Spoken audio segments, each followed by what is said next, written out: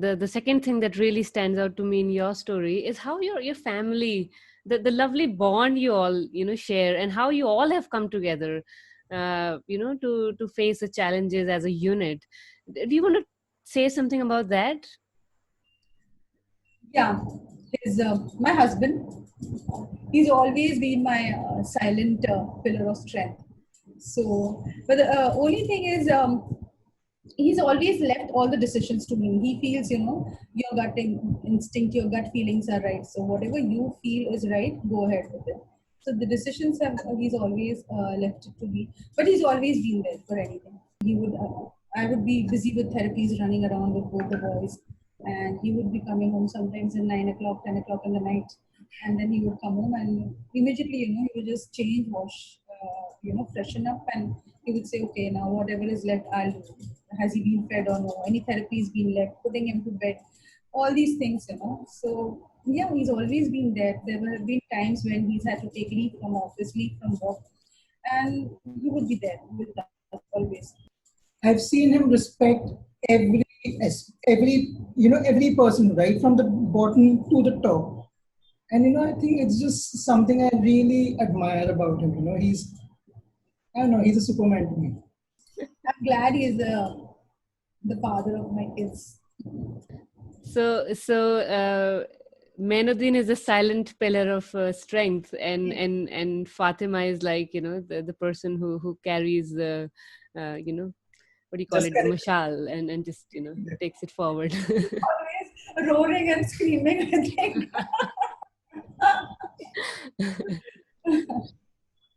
Just now in the afternoon, Usaid went to him and he said, please keep that phone aside and I need to show you some things on my phone. And then there he was, he kept his phone aside, and father and son, they were sitting and discussing something.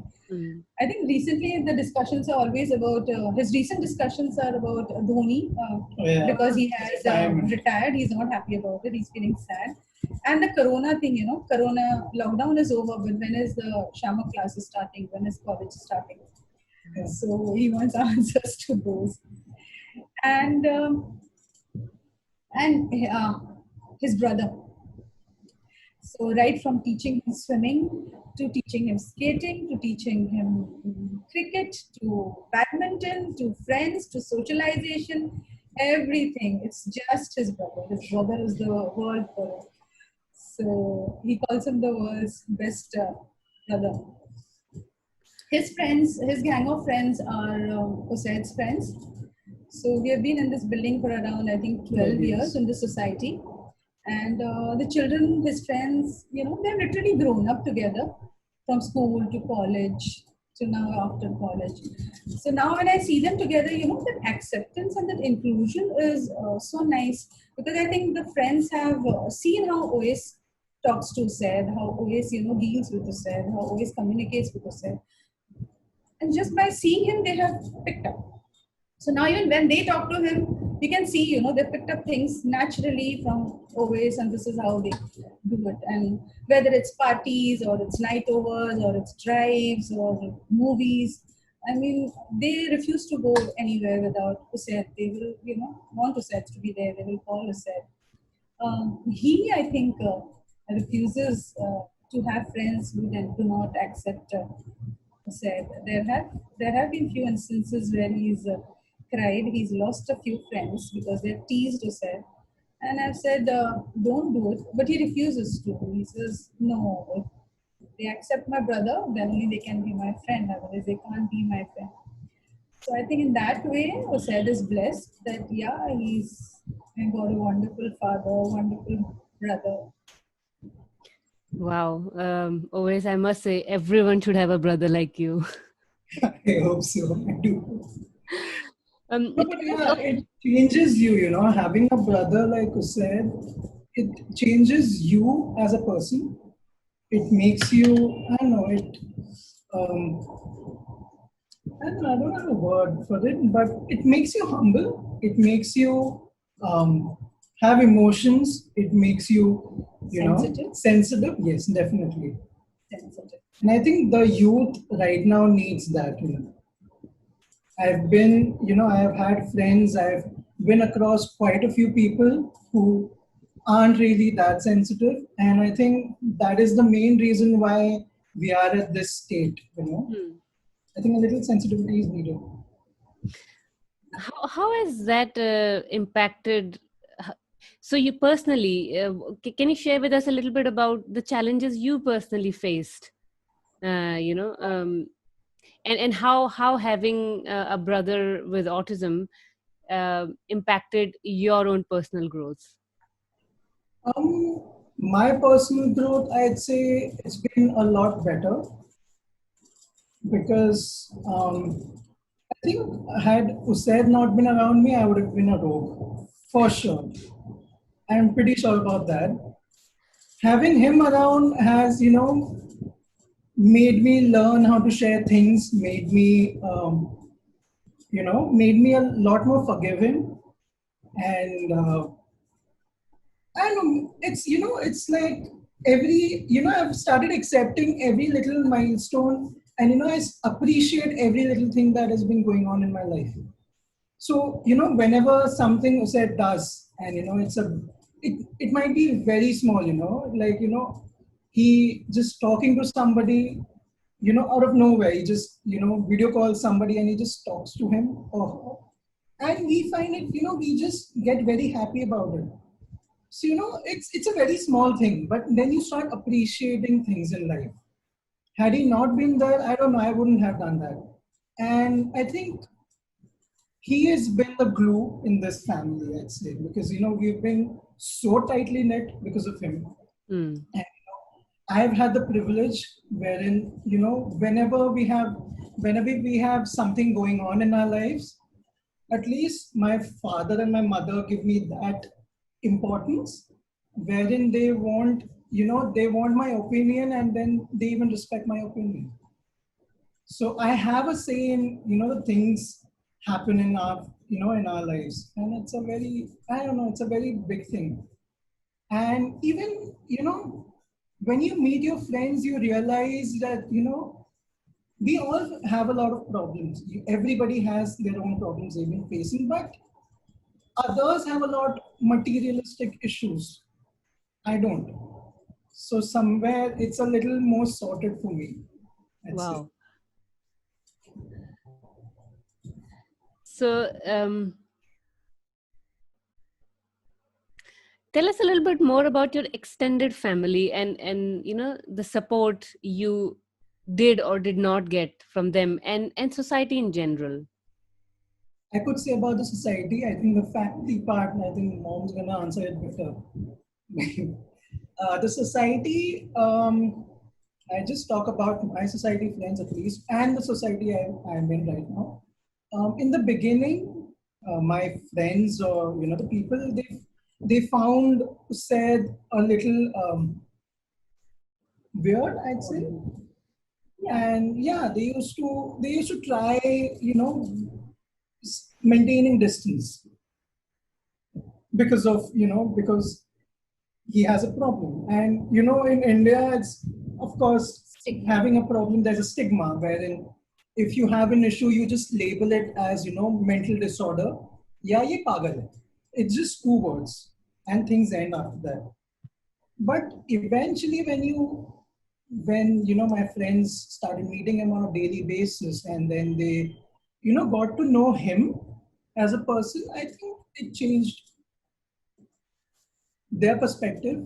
And I can see that because even they have become very sensitive. So if some third person comes and, if they say something wrong about said, so I've seen them stand up against that person, and they've actually, they've actually stopped that person. You can't say this. You don't even know that what kind of person he is. And yeah, they have, it's changed them. So I think it's just very important for people to accept, and, accept all people having disabilities. I think it will just helps. And regarding the family, I think I should just turn it aside. Family, my immediate family has been very, very supportive right from the start. So whenever there have been emergencies, health emergencies in the family where I needed to be, with the person in the hospital, my family has taken care of it. My parents, his parents, his dada dadi were less around because they've been in Calcutta, and my parents are in Mumbai. So we used to go and meet his, his paternal grandparents once a year. So the acceptance was okay. He's there. He has an issue, but a little outside as far as extended relatives, yeah, and weddings and all. Social gatherings, we did have questions, we did have people staring. I would explain to them what the issue is. If people were nice and accepted him the way he is, we continued relations. If we felt they were being nasty, we cut off relations. Because that is the only way, I felt. I didn't want to be around negative people, at least for the sake of my child and for my, peace of mind. So if they were okay with, accepting the way my child is, that's fine. And we continued. And the relations have, been maintained, healthy relations, good relations. And with there are a few who have been very nasty, inquisitive. I have not kept. It's very formal relations with them. I can understand that. How has, so I'll ask you the same question, you and Mainuddin, the same question that I asked always. How has having a child with autism impacted you both as individuals? With me, Continue, I just asked. with me as an individual, yeah, I think it has made me much more stronger, very, very strong. I mean, now if there are tragedies happening, if there are issues happening, sometimes I say even if there's an earthquake happening, I don't think I'll panic anymore.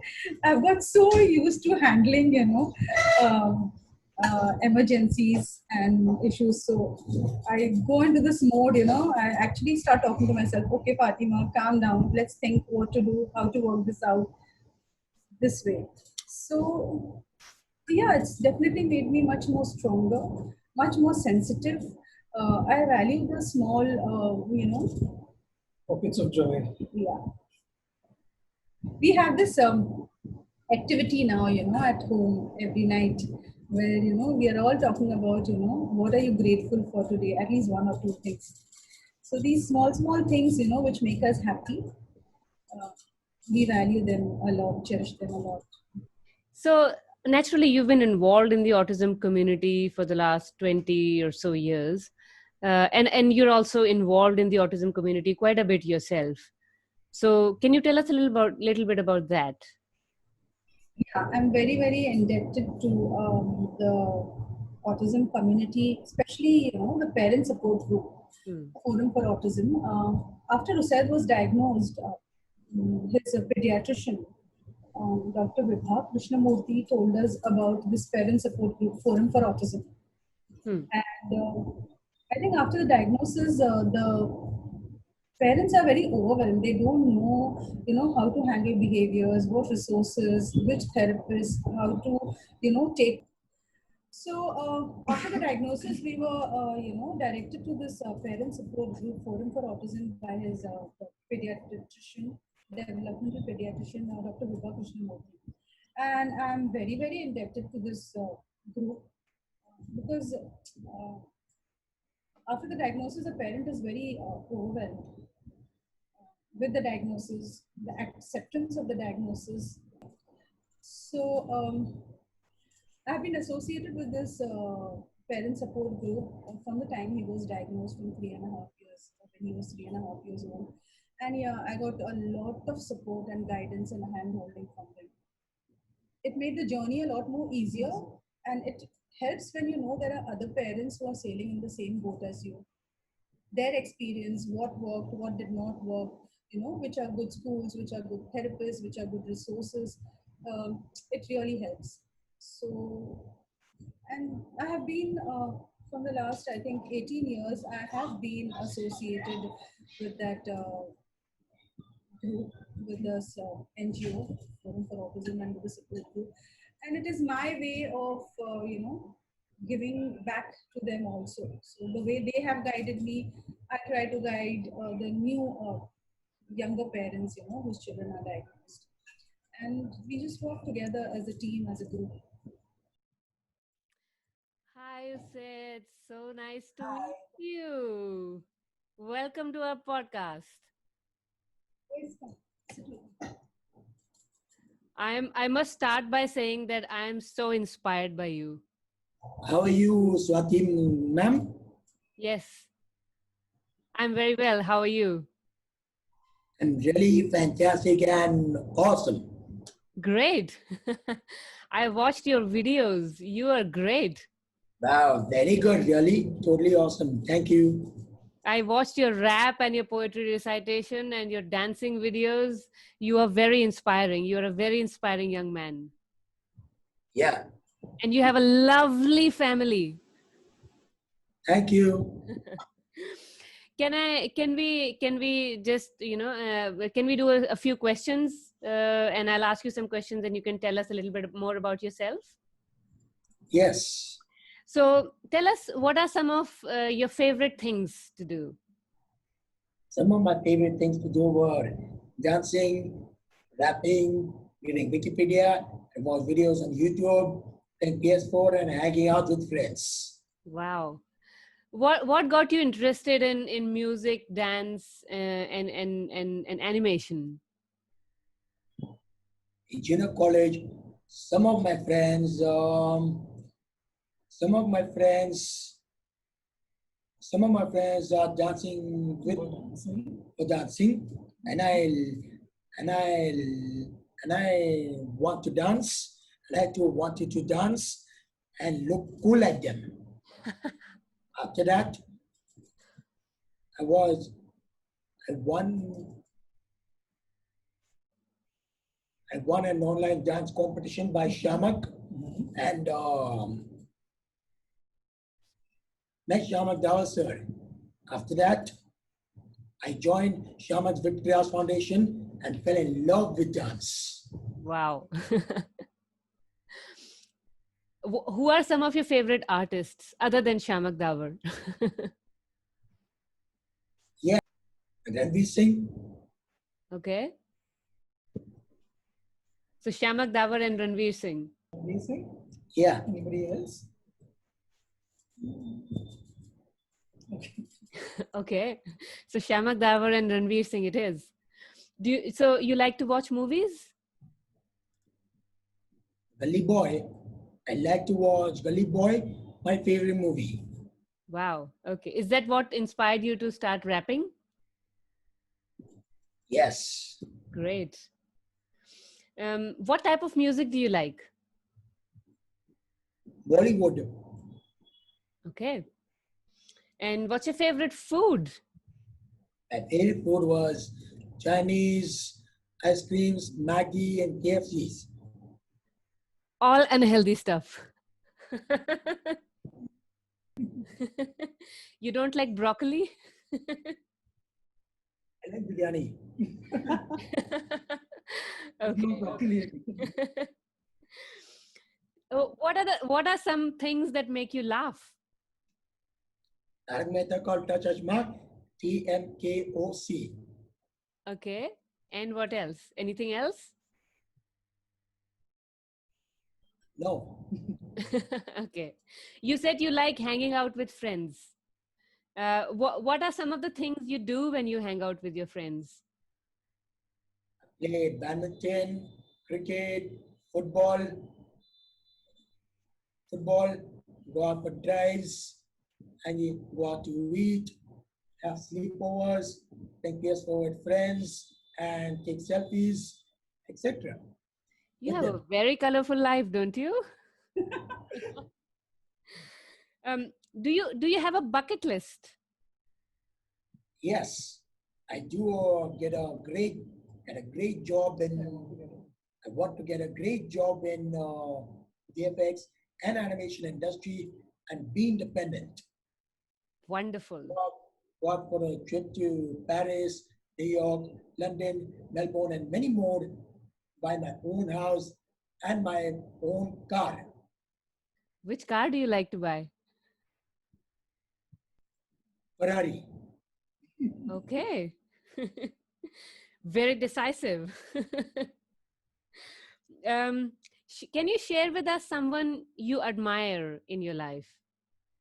Shaman Davar and my big bro Owais. Indeed. What is your favorite possession?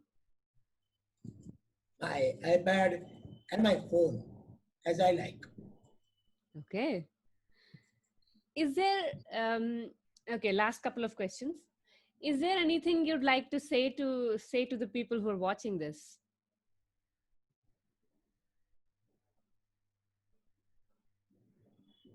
Find out, find out my passion and work hard for it.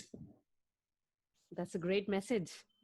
Is there anything you would like to say to people with autism in particular?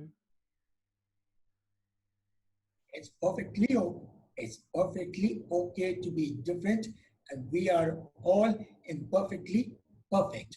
Thank you so much, Usaid. It's wonderful to meet you and know about you and your family. You all are great. It was a pleasure meeting with you, Swati ma'am.